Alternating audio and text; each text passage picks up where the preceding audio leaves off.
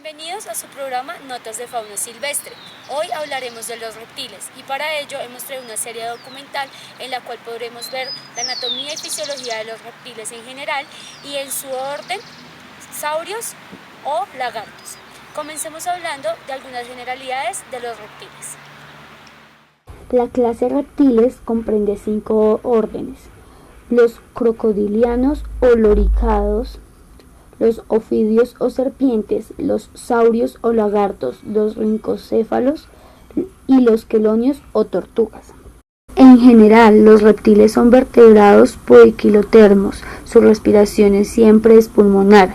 Su corazón está parcialmente dividido, su fecundación es interna y carecen de glándulas cutáneas, por lo que presentan una piel escamosa, a veces con coraza o piezas óseas. En general, el cuerpo de los reptiles y la cola son alargados.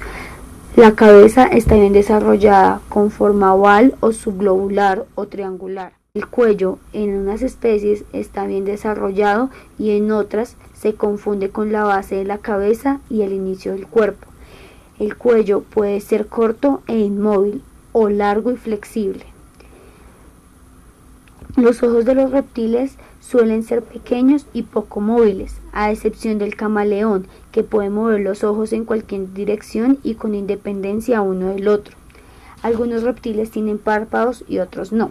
Los que carecen de párpados tienen los ojos recubiertos por la membrana nictitante, mientras los reptiles con párpados, el inferior es más desarrollado que el superior.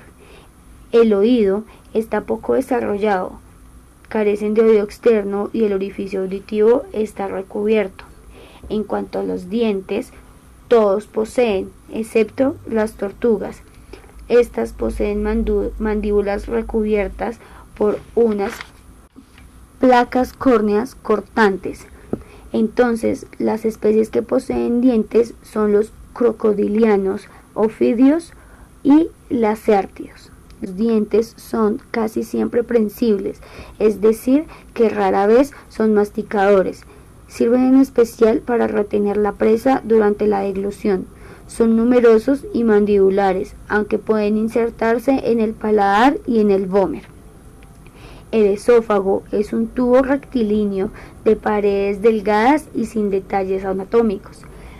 La morfología de los estómagos es variable, desde el estómago alargado y tubular típico de los ofidios, el estómago fusiforme de los quelonios y algunos lacértidos, o en forma de C de otros lacértidos. En cuanto al intestino, también existen diferencias entre los diferentes grupos, y todos poseen cloaca. Hablemos del metabolismo de los reptiles. A 37 grados centígrados, el metabolismo de los reptiles es un quinto o un séptimo inferior al de los mamíferos de similar tamaño. Los reptiles pequeños tienen un metabolismo más acelerado que el de los grandes. El metabolismo está influenciado por la temperatura corporal y esta, a su vez, depende del ambiental. Entonces, aumenta exponencialmente con la elevación de la temperatura corporal. El metabolismo varía entre especies. Un ejemplo de esto es la baja tasa de metabolismo de la especie Tuatara, y una de las más altas de los lagartos la posee la especie Teido. El metabolismo es dependiente de la dieta y la conducta depredadora. Para los reptiles pasivos, como las pitones y las boas, que emplean el método de sentarse y esperar aguardando que pase la presa por delante de ellas, tienen un metabolismo mucho más lento. Para conservar la energía, el tracto gastrointestinal se oblitera durante meses. Entra una y otra captura, pero para digerir la presa aumenta la tasa metabólica entre 7 a 17 veces lo normal, dependiendo de la especie. Mientras que los reptiles activos, como los lagartos insectívoros, que buscan y cazan a sus presas, tienen las tasas metabólicas más altas. Gastan energía diariamente para mantener sus funciones intestinales continuamente. Los reptiles herbívoros obtienen menos energía de los tejidos vegetales de los que se alimentan y su eficiencia digestiva es del 30 al 85%, mientras que el de los carnívoros es de 70 a 95%. Sin embargo, los herbívoros gastan menos tiempo y energía en obtener el alimento.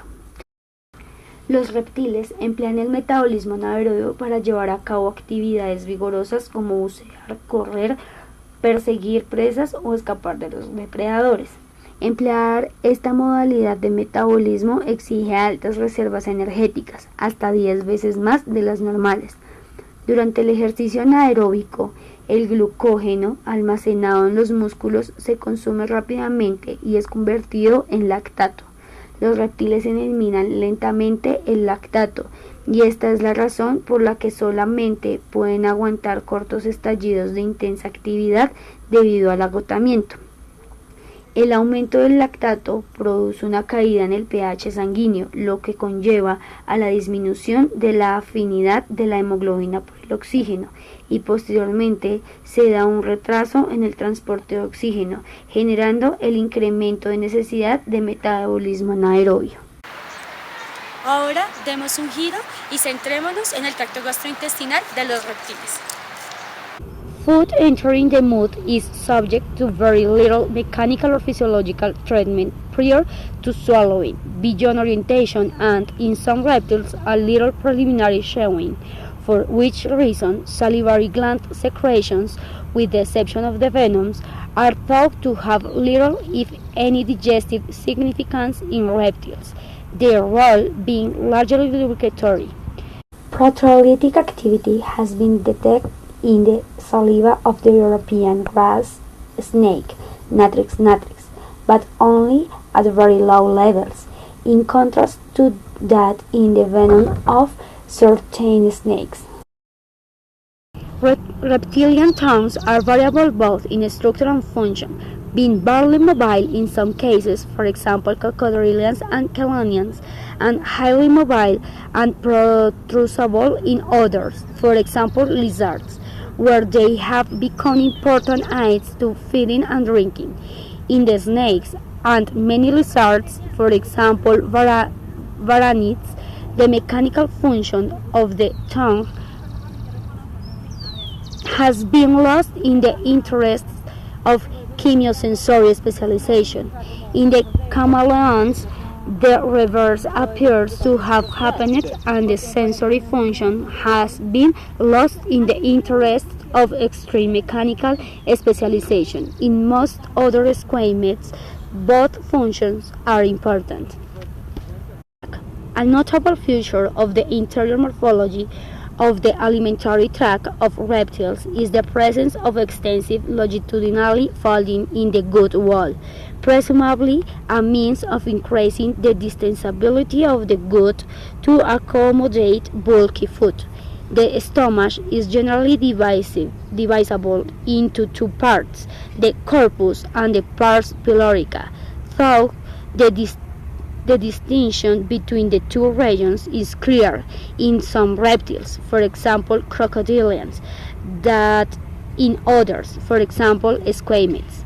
The corpus forms the so-called gizzard of crocodiles, as in amphibians and birds, but in contrast to the condition found in mammals, pepsin and hydrochloric acid appear to be secreted by the same cells in the gastric mucosa.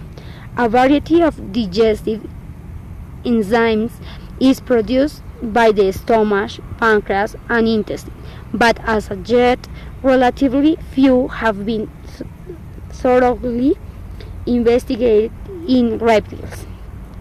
Bile salts differ chemically among reptiles as they do among vertebrates generally, but they perform broadly the same role in the digestion and absorption of fats. The intestine is relatively short in reptiles, although this varies in different groups according to the requirements of body design and diet. The intestines of snakes, most of which are carnivorous, are relatively short, while those of herbivorous chelonians are relatively long.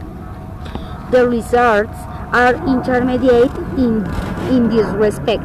The metabolizable products of these digestion and water are absorbed in the intestine, but the studies of this phenomenon are very few and largely confined to Calamians.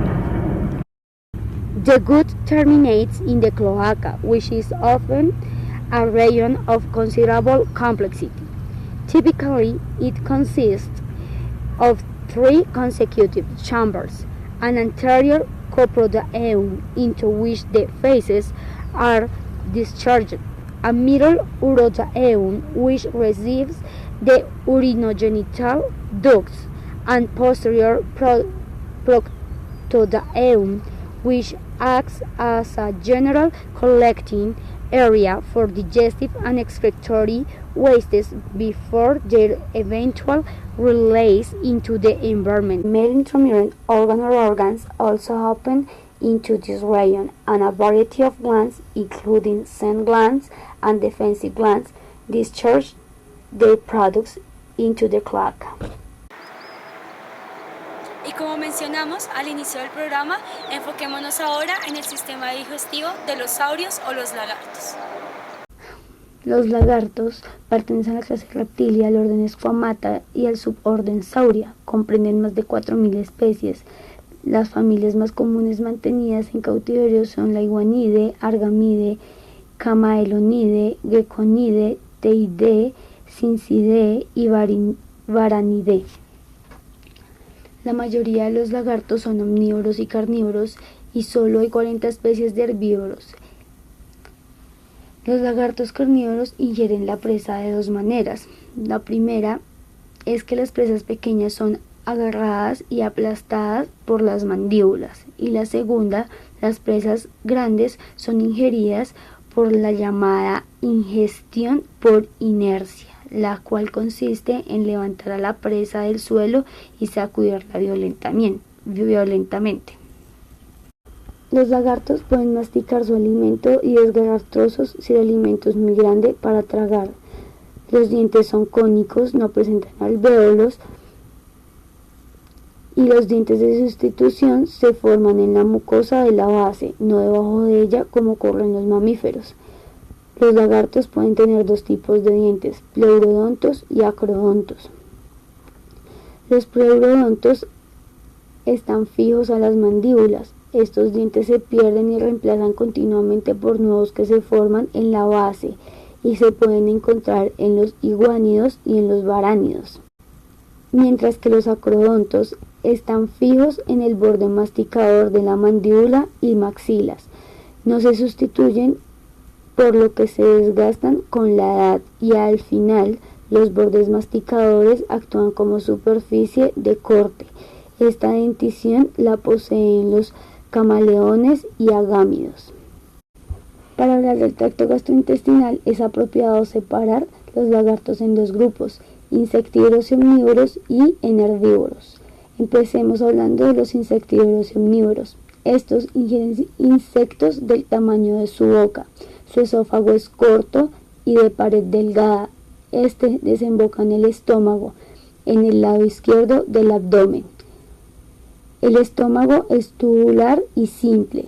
Continúa con un intestino delgado y un intestino grueso. Algunas especies, como los geckos, utilizan la cola para almacenar grasa como fuente energética de emergencia. Por otro lado, los herbívoros poseen una cabeza no afilada, la que les permite disponer de una poderosa musculatura masticadora. Pueden tener dientes pleuro y acrodontos, los cuales usan como tijeras a la hora de pastorear trozos de vegetación, pero estos no pueden masticar lateralmente porque los maxilares superior e inferior son de la misma anchura. Los herbívoros llevan a cabo procesos de fermentación en la parte caudal del intestino. Estos lagartos se encuentran solo en áreas tropicales donde las altas temperaturas ambientales facilitan la fermentación. Un ejemplo de ellos es la iguana verde. El intestino delgado es corto y el grueso representa el 50% de la longitud, con las dos partes, colon y ciego. Las proteínas y demás nutrientes se absorben en el estómago y en el intestino delgado. La celulosa no digerible se metaboliza absorbiéndose como ácido graso volátil en el ciego y el colon. La mayoría de los herbívoros poseen un colon proximal, el cual incrementa la superficie con el fin de demorar el tránsito de lo ingerido para que se pueda tener más tiempo de fermentación en el intestino caudal. Para poder fermentar la celulosa a ácido graso volátil, los lagartos herbívoros dependen de las altas temperaturas ambientales y de los microorganismos.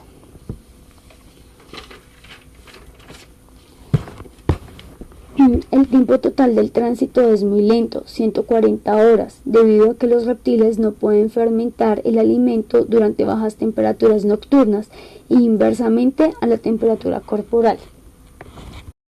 Los lagartos herbívoros consumen grandes cantidades de potasio en dieta, por lo que excretan el exceso de sales mediante las glándulas de la sal nasales, aunque también excretan elevadas concentraciones de urato en orina.